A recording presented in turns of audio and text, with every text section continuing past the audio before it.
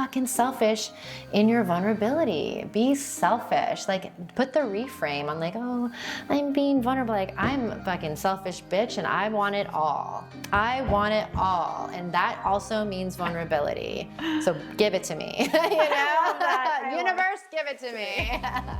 I'm Kimi Inch, and I am most passionate in my whole life about introducing people into what's possible in their lives, especially their erotic lives, in and out of the bedroom. Hey, I'm Taylor Davis. Welcome to Wildly Satisfied. I hope you enjoy the show.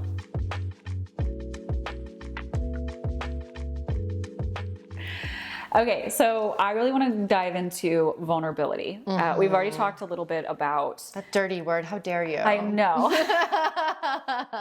And we've talked a little bit about, what that looks like in terms of like leaning into your shadows. We talked a little bit about how, people can go to one end of the pendulum where it's like vulnerability has somehow turned into, let me put everything about everything out there, versus like actually there's some parts that need to remain mystery, and how, the superficiality of it, don't do that anymore. No more for that, for sexiness. But I really want to dive into the vulnerability side because I feel like people are confused on what that looks like. Right. And I want to hear your perspective because I always want to hear your perspective. I feel like I just say that all the time. I'm like, just tell me more. Speak to me as a sapiosexual. Yes. For me, it's the being connected to self is part of being in your power. Right? When we give our power away, it's usually because we left ourselves or we left connection to ourselves. And the idea for vulnerability to me is like being accessed in your desires, in your needs, in your messy parts, and all your humanness. It's your realness, essentially. And we've sort of been conditioned and trained to believe that those parts are not welcomed, and they're not sexy. Actually, they're burdenous, and they're basically like a cock block to pleasure almost, and it's so far from the truth, actually, because what people are craving is that human experience with each other, especially as we go deeper and deeper into this digital era, and so much of life is online. It's like people are actually craving to be human and to be in connection, depth, and intimacy. So in order to actually go there, you as a human have to look at like, how vulnerable am I willing to be with myself and with the people around me, and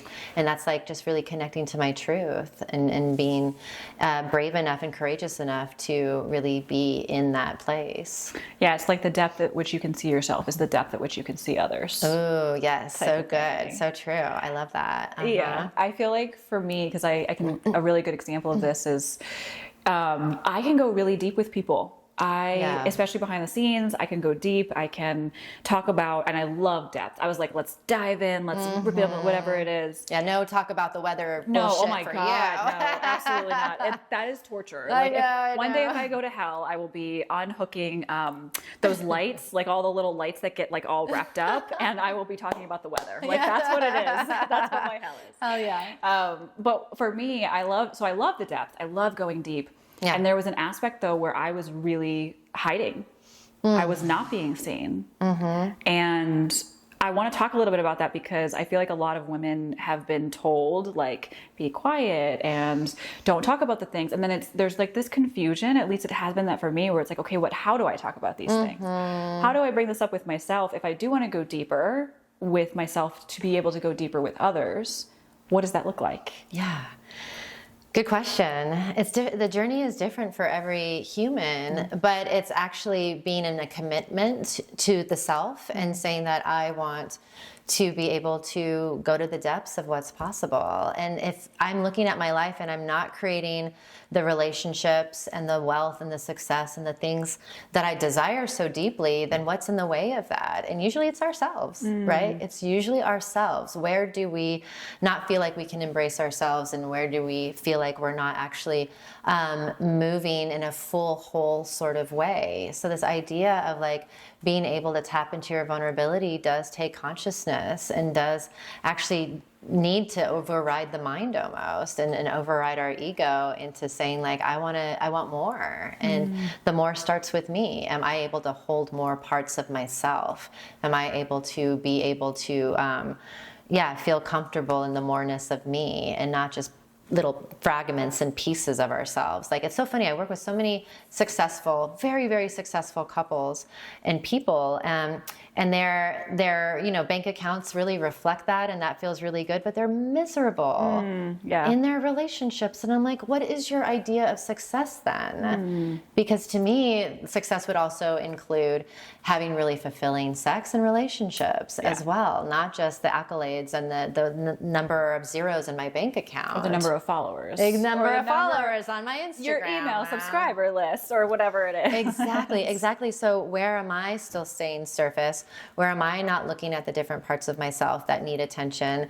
And that in and of itself is vulnerability of saying like, I actually am going to break out of the comfort zone and what I tend to know and go into something that has the unfamiliar and unknown to it so that I can know more of myself. Because it's all like, I think Socrates said, like, know thyself above all else. And most people are terrified to really know who they are, and to share that with others is the next step as well.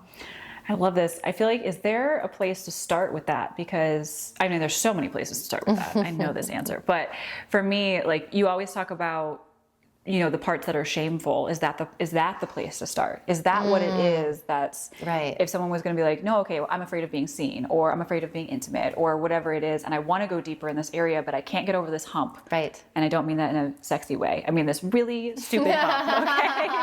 Okay. The unsexy humps. It's not sexy humps. What is that thing? Is it the shame part? Is that what it is? Well, it's so interesting, Taylor, because when people come to see me, they usually have some specific ideas of what's going on for them, especially when it comes to their desires. And they're like, I want more orgasms. I want deeper sex and intimacy and connection. I want to play out a fantasy where I'm going to be submissive and my partner's going to be dominant. That's something I really crave. And they have all these feelings around their desires and fantasies. And I give them a safe place to have permission to just have those, to just feel not only accepted for them, but to feel celebrated for those desires and fantasies. And as we work on that scale, on the intimacy scale, and people get more comfortable with their desires and their fantasies in that realm, then we start to widen out and we start to get curious around, well, where else are you holding yourself back? Where else do you feel like you carry shame in your life? Because while people might carry shame around wanting to be spanked and tied up and being told that they're a good girl, a lot of people might have shame about that. A lot of people also have shame about asking for their needs to be met, for asking for a hug, asking someone, hey, can you come over and just hold me? I really, really need to be held.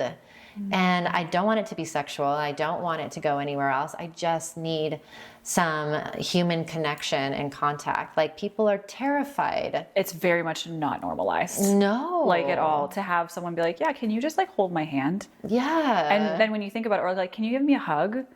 And with your family, maybe it's fine. But even sometimes you're just like, oh, I asked for this. And then there might be a weird expectation from it, especially from if you want a masculine presence to just hold you or something. Right. And you're like, oh, I can't ask for that. That's weird. Right? It's so interesting. I have a lover that I see him on and off, lovely human being. And he actually reached out to me and he was like, do you want to hang out? And I had felt into my body and I was like, I don't feel available for any movement of erotic energy with anyone right now.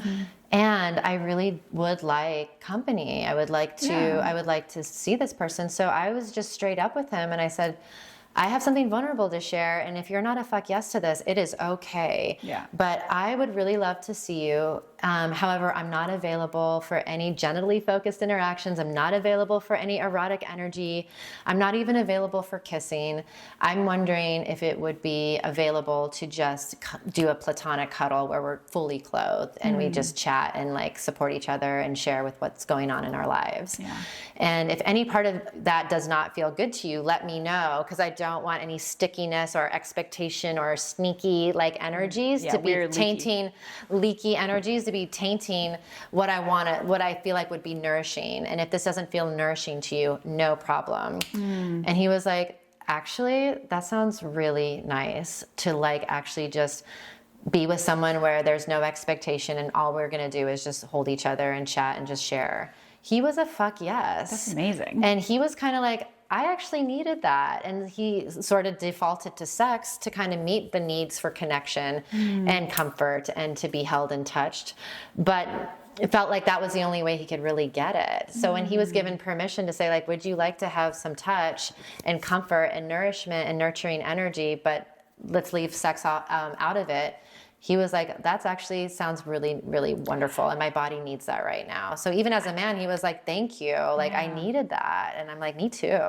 I love that. I love that those parameters and those boundaries and those ways of asking for what you want and being direct, because I think we have been conditioned to not ask for what we want or make it feel weird and then feel shame about it.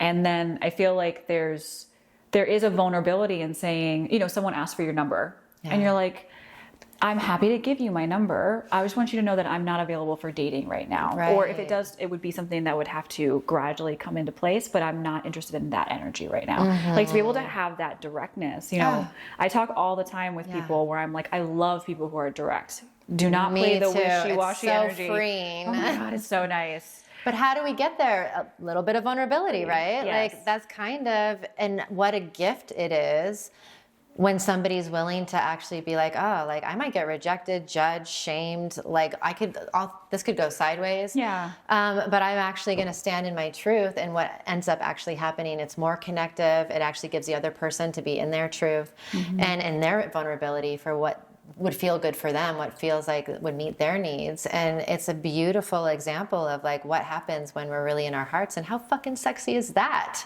That's way sexy. Yeah. I mean, and just the depth too. Like I think we talked about this in one of the previous episodes where I was like, I can feel when someone is in integrity, and it's so sexy. I can feel the depth of someone. And I have friends that are very much in the eroticism space. Yeah. I dip my toes in it a little bit. I do the pleasure-based business type stuff. Little toe dipping. But I feel like the friends that I have and the people, I'm so grateful to be in spaces like this because I can look at someone who is in relationship with somebody else. And I have people that I actually met at some of your things and be like, I would love if I could just have a hug right now. And it's not weird that person's in relationship with another individual. And there's not all these like expectations and thoughts and things like that. And I don't have to go into like a shame spiral. Someone else doesn't. There doesn't have to be this back and forth. Directness is so beautiful. And the vulnerability to ask for what you want is just phenomenal. And I've learned that a lot from being in your spaces. Yeah. I love that. I saw someone, not an influencer, but a TikToker do this video, and she said, you may not be horny, you just may want to be held. You may not be craving caffeine, you may need rest. Like you may not be connected to your body enough to know what you actually truly need. So you're defaulting to this other safe place, or this other, habitual place, as opposed to actually truly listening to what your body needs and seeing if you can accommodate it, or if you can enroll or get support in having that accommodated with you, so that it's not always this one sort of strategy that you have access to, that you have lots of options and choices. Because at the end of the day, it's just being at choice. Like to me, there's no right or wrong, black or white way of doing life. It's just like, are you at choice? Did you choose this? Are you consciously choosing what you're doing? Because that's really what this game is about, is like being at choice. That's what power is about. Choice is power, that freedom to be like, I am going to step into this, not because it's my default and it's unconscious and there's no other choice in my mind. It's because I am consciously choosing how I want to be and how I want to show up and what I want to fucking create. I love this because one of my, I swear it's like core integrity, or it's just something I talk about a lot, even in like my brand, is models and different ways. This is why I love curiosity, is like one of the things that I look at for friends. So sexy. It's so sexy. Like openness and curiosity. Like not everything has to be for you, but for you to go into a space and be like, you know what? I don't have this. Let me just see what this is. Okay. I like this piece, and to take it out. Yeah. And when you were talking about like the needs that you have, it's like you might not actually know what you need because you haven't been exposed to enough things or enough people and how they interact for you to have a different strategy or a different model or a different way of being. Yeah. Like a good example of this is, you know, when I was younger, I always knew that like hustle and hard work and things like that was like, this isn't right. People should enjoy their life. What's happening right now? And then I didn't know how to articulate that because I hadn't been exposed beyond my family dynamic and things like that. Until I went to Italy and I got a different model. Oh, wow. I got a different system and I was like, oh, okay. So I really love and I want to invite people into this. And I think that's a great thing for your space too. Totally. Is that go into these spaces and go put yourself around people that are not like you because you might get the words and the ways of being that you have been craving your whole life. Yeah. But you didn't know that's what you needed because you were not exposed to have those words and to have those experiences. Oh my gosh, I love this. Yeah. We don't know the things we don't know. Yes. And I would even go further in saying that a lot of the work I'm bringing people into, there might be some of this essence of like, oh, I'm learning things I didn't know, but there's also another piece of it where they're like, I'm actually remembering that, oh yeah, like I do, my body actually does know this on some level, like my soul actually knows this on some level. And when I'm engaging in this with other people, I'm learning to trust myself again. I'm learning to trust others. I'm learning to be expressed in a safe environment. And I'm learning, and it's almost like this remembering of like, this is actually my true essence of who I am and not what society tells me I should be, but this is like who I get to be and who I choose to be. And sometimes people just need some tools along the way of getting back to themselves again. I love that when you expose yourself to different environments, different experiences, it's like suddenly you're remembering or you're experiencing something new, and then all the parts of you start to like click into place. And it comes into like, that's where you get into embodiment and integration and things like that. And it's so beautiful. It's so beautiful. Beautiful. Well, is there anything else that you want to say about vulnerability?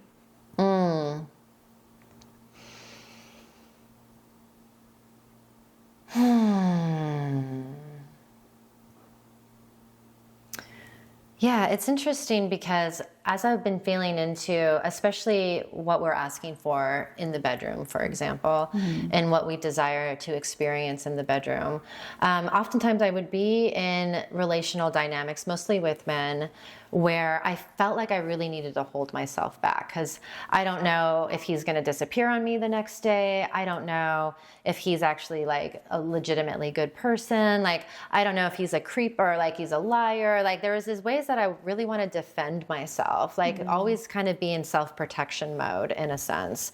And then I started to shift that when I was doing more and more deep erotic work and started to realize like I'm actually wanting to really dive into the full essence of love that I am because it feels good for me. Like I want to do it for me. I want to not just be vulnerable to create more connections in my life, but I want to be vulnerable for me because I get to like have the fullest experience of life possible. So I really like when I'm working with individuals or even with couples, I'm like, how do we get to make this really about having it for us? Because when we're filling ourselves up and we're really full and bringing that energy to others, it's so much more exciting and explosive than actually like looking at somebody and asking them to fill the void within us that we're not willing to fill ourselves.